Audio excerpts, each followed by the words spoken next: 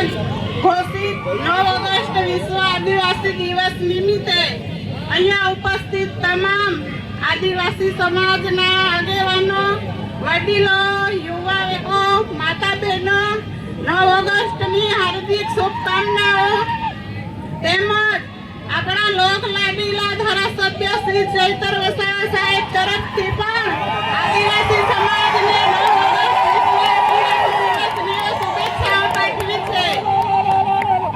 દર વર્ષની જેમ આપણે આ વર્ષે પણ 9મી ઓગસ્ટ વિશ્વ આદિવાસી દિવસ ઉજવીએ છીએ. ત્યારે આપણા આદિવાસી સમાજના રીતિ રિવાજો, રૂઢિઓ, પરંપરાઓ, વાજિંત્રો, પહેરવેશ આપણે આપણા સમાજનું અસ્તિત્વ ટકાવવા માટે આપણે જાળવી રાખવાનું છે. આપણા જંગલો, જમીનો આપણા જ છે, એનો આપણો અધિકાર છે. આદિવાસી સમાજે સંગઠિત અને જાગૃત થવાનું છે. આજે યુવા પણ ઘણી મોટી સંખ્યામાં ઉપસ્થિત છે. ત્યારે હું યુવાઓને કહેવા માંગુ છું કે આપણે વ્યસનોથી દૂર રહેવાનું છે અને શિક્ષણમાં પણ ધ્યાન આપવાનું છે.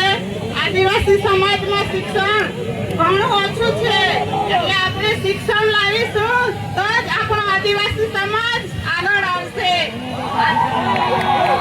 આપણા ધારાસભ્ય સાહેબ આપણા આદિવાસી સમાજ માટે સડકથી સદન સુધી ઘણા પ્રશ્નો ઉઠાવે છે.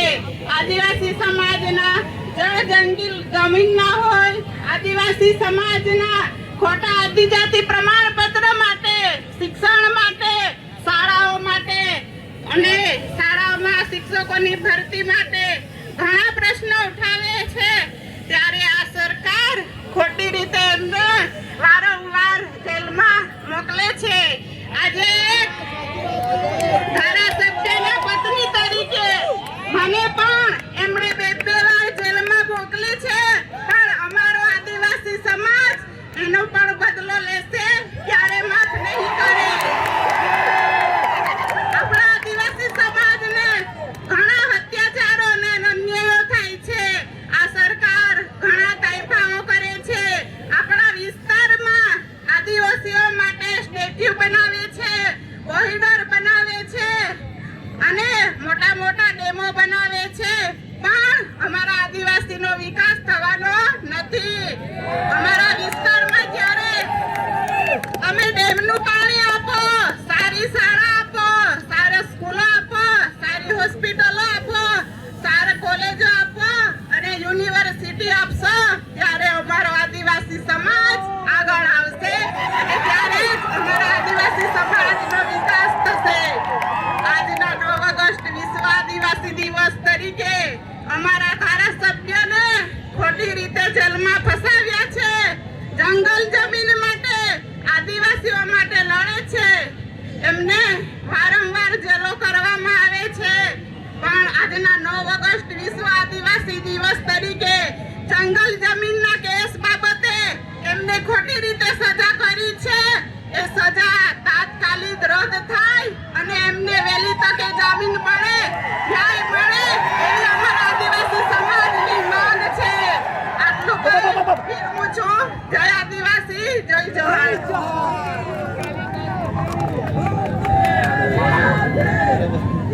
શકુંતલાબેનનો ખૂબ ખૂબ આભાર. આપણને જોમમાં લાવી દીધા. શિક્ષણથી માંડી, સમાજથી માંડી, સંસ્કૃતિથી માંડી. શ્રીમતી વર્ષાબેન આપણી મધ્ય ઉપસ્થિત છે, તેઓ ઉદ્બોધન કરશે.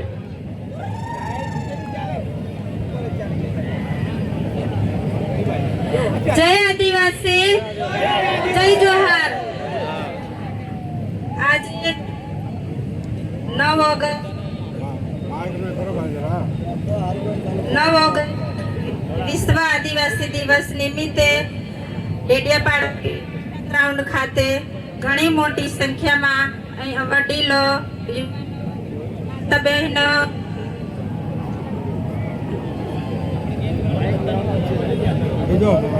ઘણી મોટી સંખ્યામાં અહીંયા પધાર્યા છો.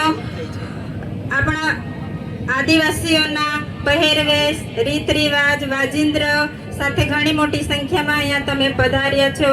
કામના દિવસો છે છતાં પણ તમે અહીંયા ટાઈમ કાઢીને આપણો દિવસ ઉજવવા માટે અહીંયા આવ્યા છો, એટલે તમારો બધાનો અમે ખૂબ ખૂબ આભાર માનીએ છીએ. હવે આજના દિવસે ખાસ તો જે માણસ આપણને જાગૃત કરે છે, આપણા માટે લડે છે, હર હંમેશા સડકથી સદન સુધીના માટે જે સરકાર સામે બાયો ચડાવીને જે લડત લડે છે, તે આજે આપણી વચ્ચે અહીંયા હાજર નથી. એ માટે આપણને એની ખોટ આજે દેખાય છે. પણ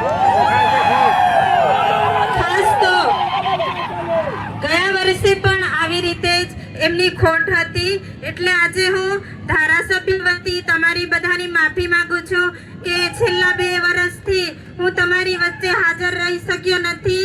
9 ઓગસ્ટ મેં તમારી સાથે ઉજવી નથી. એ બદલ હું મારા લોકોને, મારી જનતા પાસેથી દિલથી હું આભાર માનું છું, કેમ કે હું સતત તમારા માટે લડું છું. તે સરકારને ગમતું નથી એટલે મારી સાથે આવું કરે છે, પણ હંમેશા જનતા મારી સાથે ઊભી છે, એટલે હું તમારી બધા પાસેથી માફી માંગુ છું. અને ખાસ તો આપણો આજે દિવસ છે, આપણે ઘણી બધી જગ્યાએ ધામધૂમથી ઉજવીએ છીએ, એવી જ રીતના આપણે ડેડિયાપાડામાં પણ આપણે શરૂઆત કરી છે. છેલ્લા 4-5 વર્ષથી આપણે ખૂબ મોટી સંખ્યામાં લોકો ડેડિયાપાડા ભેગા થઈને આપણા આદિવાસી દિવસને ઘણા આનંદથી ઉજવીએ છીએ. એટલે આપણે બધાએ આવી જ એકતા જાળવી રાખવાની છે. આદિવાસી આ દેશનો મૂળ માલિક છે, એટલે આપણે આદિવાસી દિવસ ઉજવીએ છીએ. કેમ કે પહેલો જળ જંગલ જમીન બધું આદિવાસીનું છે, એ હમણાં આપણી પાસેથી છીનવવાની કોશિશ કરી રહ્યા છે. એટલે આપણે બધાએ એકતા જાળવવાની છે. આપણે બધાએ સાથે રહીને લડત લડવાની છે. આપણો હક છે, આપણો અધિકાર છે, એ બધું આપણી પાસેથી છીનવાય છે. પણ આપણે હોશિયાર રહેવાનું છે, આપણે જાગવાનું છે. આપણા ધારાસભ્ય આપણને હંમેશા જગાડતા રહે છે કે મારો આદિવાસી સમાજ આગળ વધે, આગળ આવે, ભણતરમાં આગળ આવે, બધી જ લડતો લડે છે. એટલે યુવા મિત્રો, તમે બધા ખાસ સાથ સહકાર આપજો.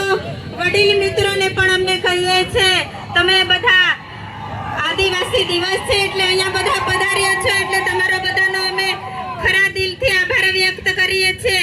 આપણા પહેરવેશ, આપણા રીત રિવાજો, આપણે બધી જે પૂજા કરીએ છીએ તે આપણે ભૂલી નથી જવાનું. આપણા રીત રિવાજો આપણે ચાલુ રાખવાના છે. કેમ કે મને ગર્વ થાય છે